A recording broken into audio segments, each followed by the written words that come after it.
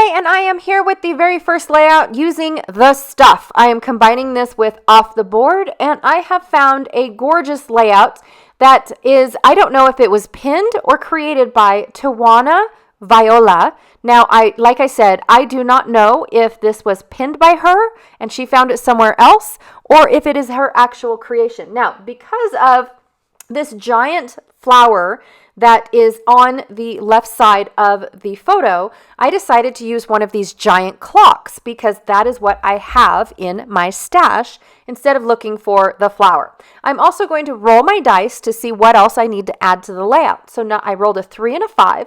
So on 3, I need metal pieces, and I'm just looking around to see all the different metals I have. The back side of these flare have metal. I've got some metal flare from Tim Holtz. I've got these gauges, all sorts of metal stuff right at my fingertips. And then I also have stamps. So I'm going to go and pull out some of my background stamps because I'm thinking that I'm going to create a background over on the left instead of trying to find a whole bunch of pattern paper and create more scraps. So I've got this really cool broken grid by Stampin' Up. I also have a really cool number set. This one is by Bo Bunny. I picked it up at the Not Just for Boys Kit Club kit a while back. And then I have a number 5. So I've got some flare. I have a lot of little scraps of flare right here. I can also go pick some up, and I have my favorite is twine always with me. And then there's washi tape. Now I was looking at my desk because normally I have one of my milk crates, my little milk crates, full of washi tape, and I can't find it. I don't. Story of my life. So I've got this teal one. Well, that depends on the colors that I pick. And then I have this black one. So I'll keep those on my desk as representation that I need to use washi tape. Now, this is a single photo layout, and I'm not very big on single photo layouts, but I love creating them because I get to add a lot of stuff to those layouts. So I'm going to actually put 3 photos on this layout using this flip flap. So even though the layout that you see me create only has 1 photo, in reality, it'll still have 3 photos because it'll just have an interactive piece in the end. And I will show that in still photos once I actually put the layout back into my album. So I'm going to go ahead and, I just decided I'm going to show you guys this whole process. I'm going to show you guys me picking the papers. I'm going to show you guys me picking the embellishments. I mean, the works. You guys get to see it all. Whereas before, I usually just do all this stuff ahead of time and then show you what I've already picked out. So I'm not really sure if I've ever shown you, but in case you haven't checked the timeline, it took 21 minutes just to edit the video. Or actually, that is an edited version. So you didn't get to see me drumming my fingers or going to get some more stuff or any of that stuff. And I'm trying my hardest to use what I have in front of me. I don't really want to get up and do anything. So I have my little bin, and I decided to start with my grungy bin just because it was already on my desk. So I went and I found a photo that I really wanted to scrapbook with this style of materials, right? Or supplies. So I decided that I'm going to go ahead and like I said, I wanted to use this giant clock. I wanted to create some sort of background-ish thing instead of grabbing more pattern paper. So I decided to grab these Dusty Attic gears because why not? They've been in my stash for, I think, a year. Yeah, probably a year. I've got these 2 papers that I picked out. They are actually by Basic Gray. I can't remember, something oddities or something collection. I can't remember. But it came from a paper pad, and then I've got other papers that actually have the branding strip. So it's back in one of those days. Now, after I am done taking the Dusty Attic chipboard pieces out, I do have to go and wash my hands. They are filthy from all of that laser work to get all this stuff done. I also decided to use a couple color splash.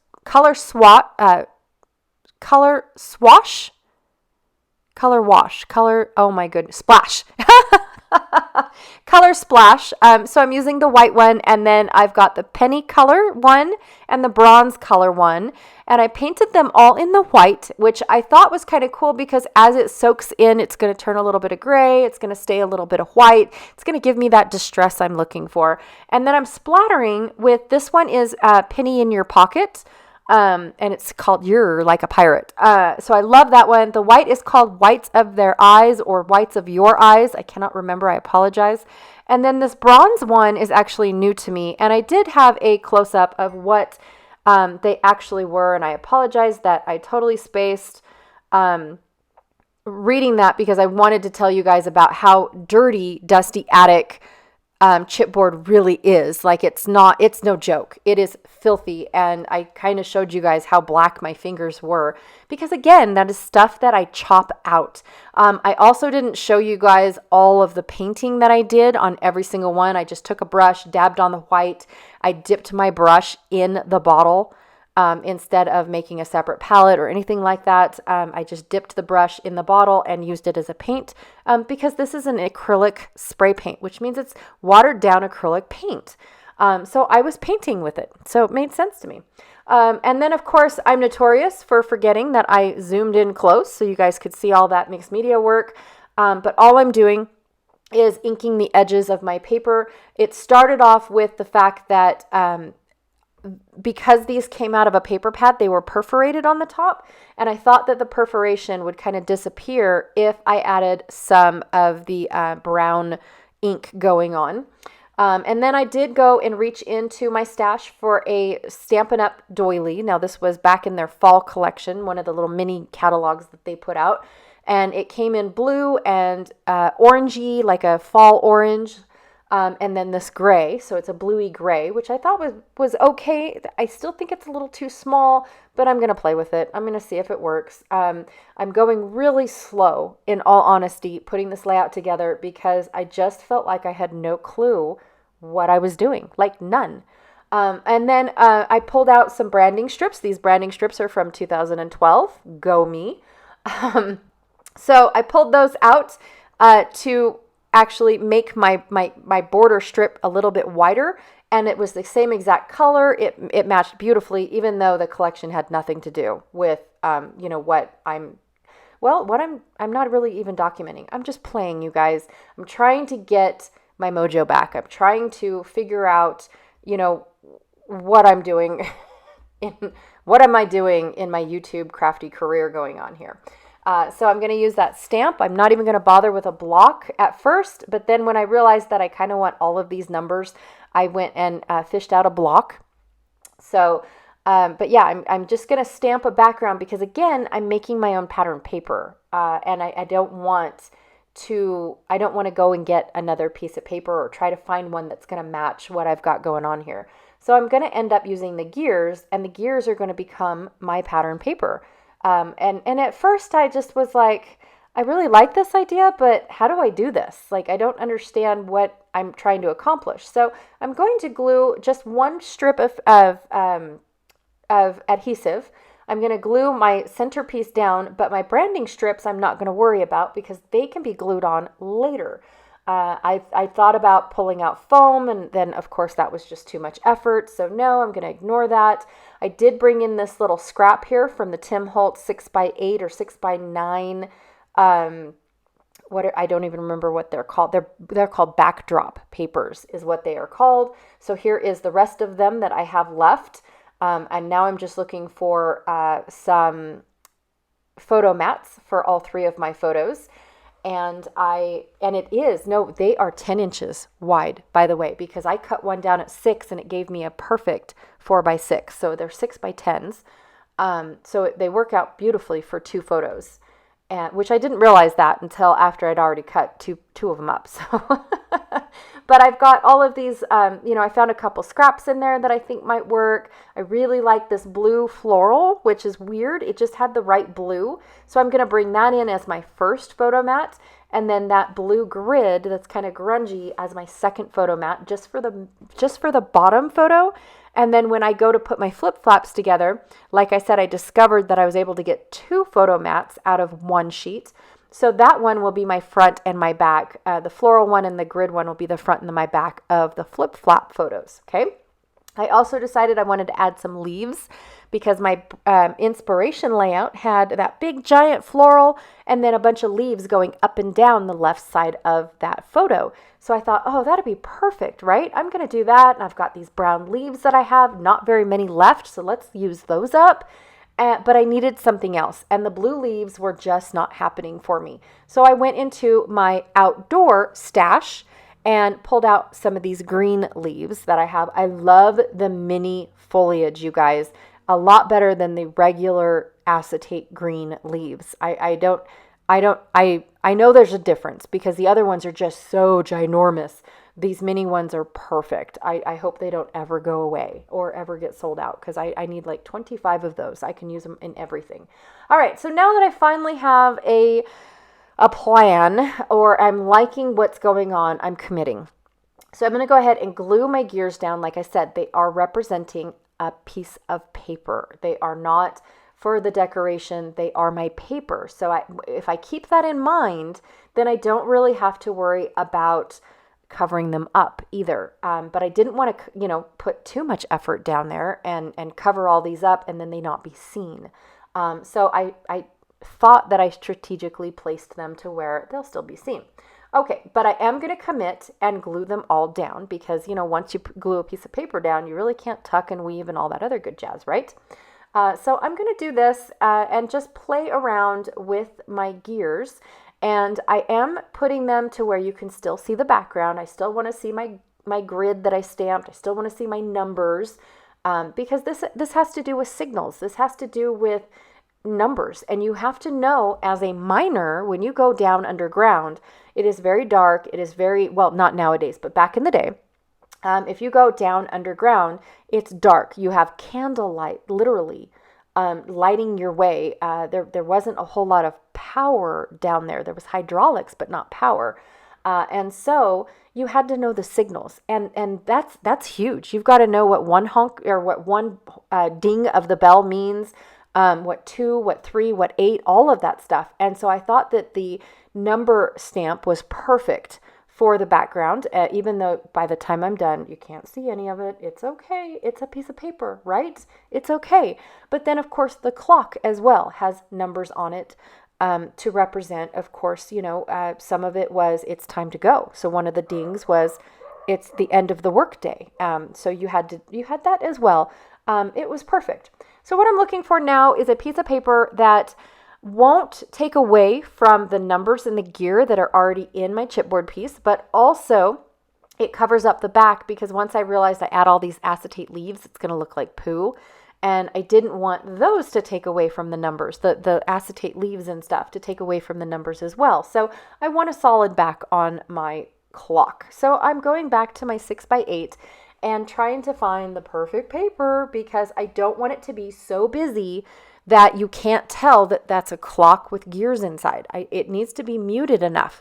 So I found this one and it is perfect. It's got this pale blue on it and it brings out a little bit more of that blue that is in the paper. It's in my photo mats. It's throughout the layout, but very subtle. In fact, you probably won't even look at it because you see that a green layout, right? It's a very grungy green, brown, cream layout, right? So I do like that little hint of blue going on, especially when, gears get iodized and stuff like that. So the blue is there. It's just not noticeable. And I'm going to go ahead and add a few gears in and whatnot. And then I decided, no, I need to glue things down first. My doily's not quite glued down. The only thing holding it in is that little branding strip. And then now, of course, the photo. But just in case I don't like the doily, it's kind of temporary, and I can get rid of it still. But it's there. I leave it there because it was part of my inspiration piece. They used the doily. I felt obligated because doilies in my stash get ignored very, very easily unless I'm doing a cooking layout. My cooking layouts definitely... I try to pull out the doilies because I don't know, they remind me of napkins, I guess, or placemats or something like that. So I have to get out of that mindset. Doilies just aren't for cooking layouts, but I do have a lot of cooking layouts that I need to create with too. So hopefully I'll get those to help me use my stuff as well.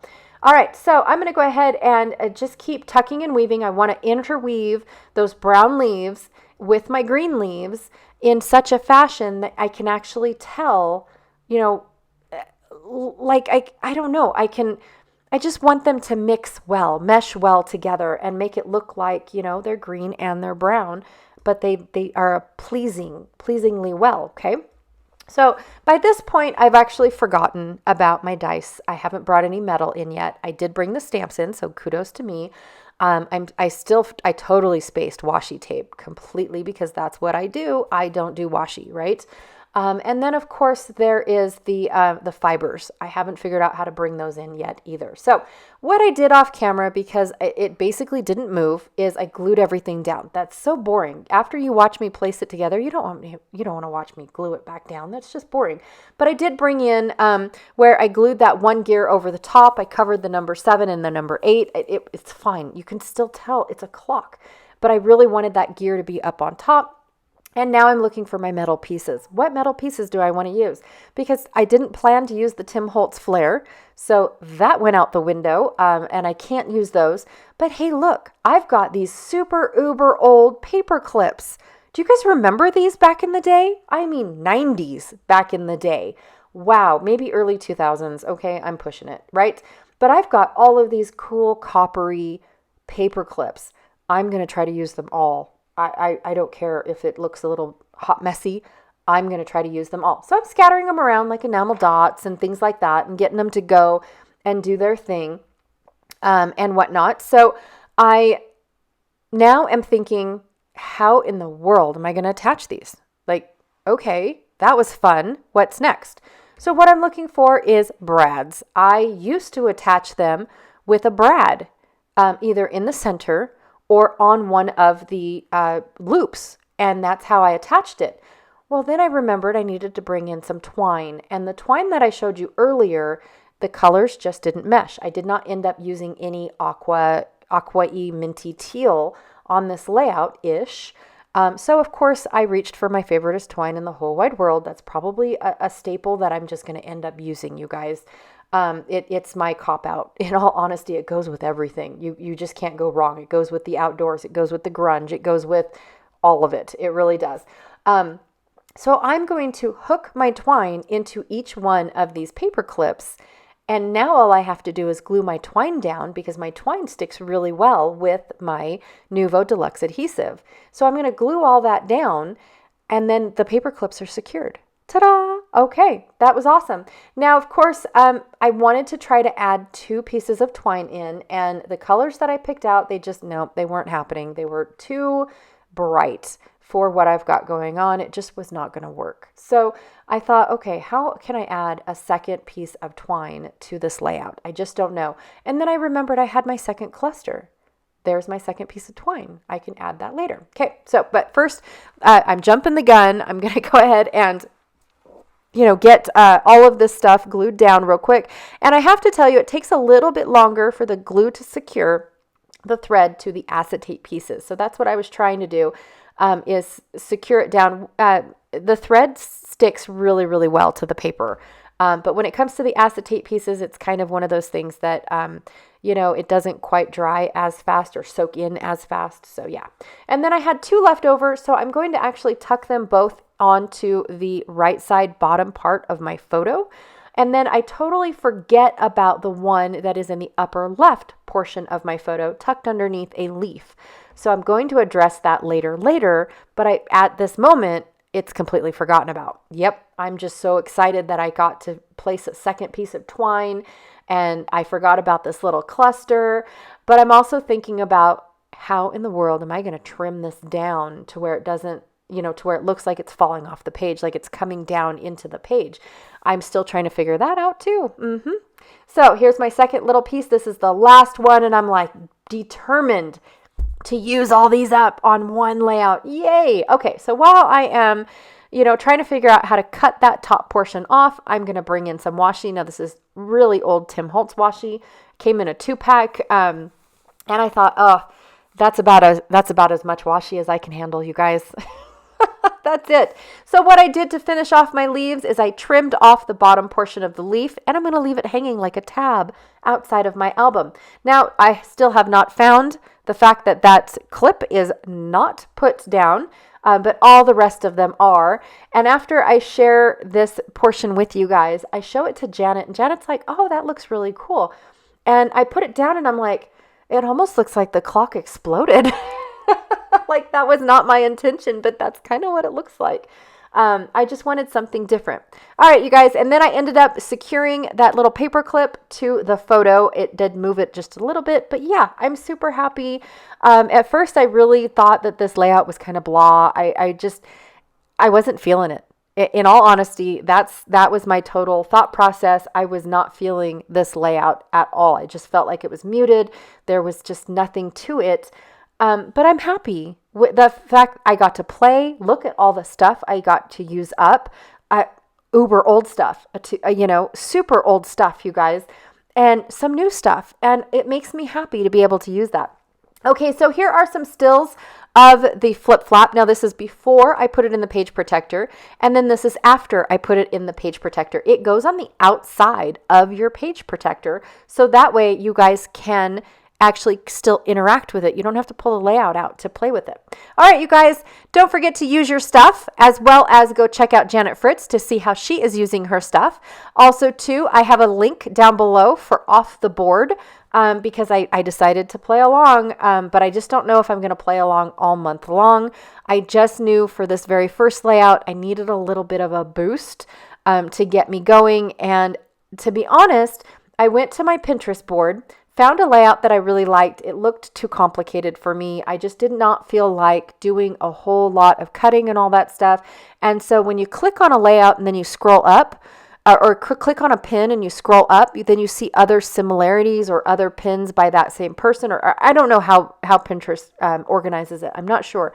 But that's how I found the other pin. So even though I didn't have it actually on my board, but it was a pin that was on my board that led to the pin that I actually ended up using. So I feel like I didn't cheat. Did I cheat? Maybe I did.